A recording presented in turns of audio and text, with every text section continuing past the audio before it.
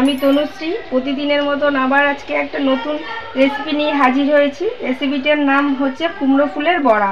রেসিপিটা তৈরি করতে দেখুন ফ্রেন্ডস আমার কী কী লাগছে। মশলার থালিতেই আছে। আমি প্রথমে বাজার থেকে ফুল নিয়ে এসে সেগুলোকে ভালো করে বেছে ধুয়ে রেখেছি আমি থালির মধ্যে। বেসন, চালের গুঁড়ো, লঙ্কার গুঁড়ো, নুন, চিনি, নুন, কালো জিরে, সরষের তেল।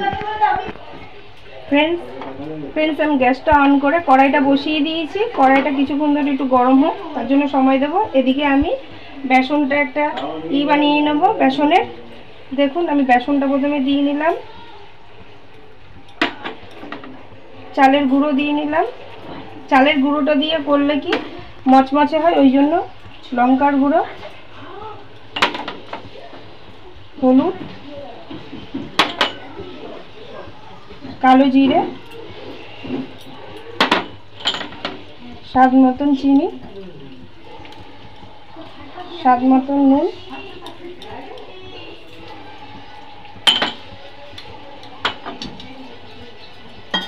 জল দিয়ে দেবো।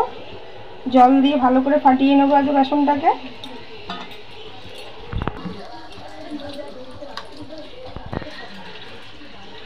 খাড়ি কড়াইয়ের মধ্যে এবার আমি তেল দিয়ে দেবো। তেলটাকে গরম হওয়ার জন্য একটু সময় দেবো ফ্রেন্ডস। আমার বেসনের ব্যাটার তৈরি হয়ে গেছে দেখুন ফ্রেন্ডস।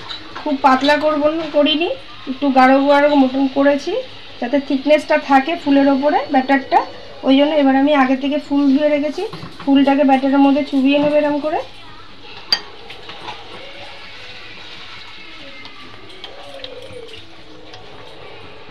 নিয়ে আমার এদিকে গরম তেল হয়ে গেছে, তেলের মধ্যে দিয়ে দেবো। লো ফ্লেমে করবো এই রেসিপিটা ফ্রেন্ডস।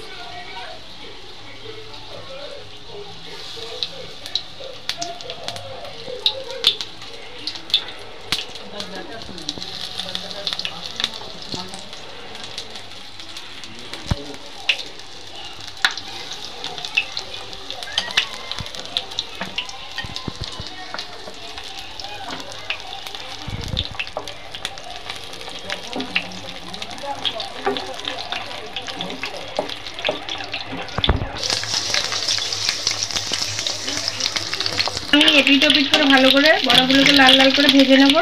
আর দেখুন ফ্রেন্ডস আমার একদিক লাল লাল ভাজা হয়ে গেছে, এক পিঠ ভাজা হয়ে গেছে। উল্টো পিঠ আমি করে দিয়েছি, খুন্তি দিয়ে উল্টে দিয়েছি। ও পিঠটা ভাজা হয়ে গেলে তারপর তুলে নেবো কুমড়ো ফুলের বড়া। দেখুন ফ্রেন্ডস এপিট ওপিট করে আমার ভালো করে ভাজা হয়ে গেছে বড়াগুলো। এবার আমি তুলে নেবো একটা একটা করে সব। ফ্রেন্ডস এই কুমড়ো ফুলের রেসিপিটা আপনাদের যদি দেখে ভালো লেগে থাকে তাহলে এই শীত পড়ছে একদিন দুপুরবেলায় গরম গরম ভাতের সাথে করে দেখতে পারেন, কিংবা চায়ের সাথে স্ন্যাক্স হিসাবেও ব্যবহার করতে পারেন। ক্রাঞ্চি আর মচমচে হয় চালের গুঁড়ো দিয়ে এটা ভাজলে। তাই রেসিপিটা আপনারা একদিন বাড়িতে করে দেখতে পারেন ফ্রেন্ডস। আমার ব্যাটার ছিল বেশি, তাই জন্য আমি একটুখানি লঙ্কারও বড়া করে নিয়েছি। রেসিপিটা যদি ভালো লেগে থাকে তাহলে একটা ভালোবেসে প্লিজ লাইক, শেয়ার, সাবস্ক্রাইব করে দেবেন। Thank you.